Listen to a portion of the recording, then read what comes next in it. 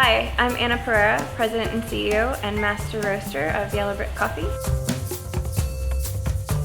My love for coffee just kind of follows that whole foodie passion. Coffee has all these different characteristics, and I just love to try all the different kinds of coffees. Yeah.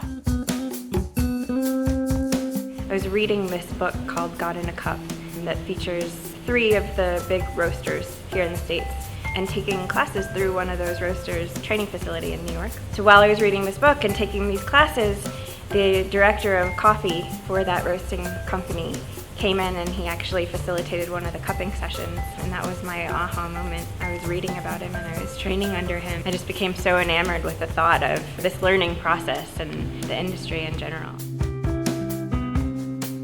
Yellow Brick focuses on traceability. We're all about connecting the consumer with where the coffee comes from. One of the things that we work on or promote is direct trade. There's a woman that I work with in Honduras. She lives in the region of Salake. Her farm's called Mi Tacita. It's a small farm. She has amazing coffee and she does an amazing job producing it. She had never exported to the US before. We were actually the first people in the US to buy her coffee. It's a really cool feeling to be able to promote her and her farm and what she's doing in Honduras and bring that back to the US and teach people about it.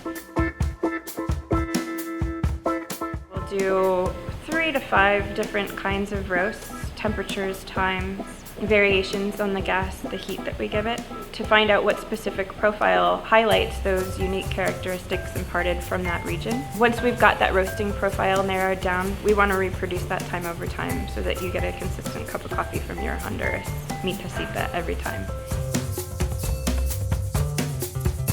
We'll preheat the drum, throw the coffee in there. It rotates for about 12 minutes to about 415 degrees, depending on what profile we determine is correct. After about those 12 minutes, the coffee gets dumped into the cooling tray. It rotates for another 5 to 10 minutes while it cools to room temperature. And finally we package it and bring it out here.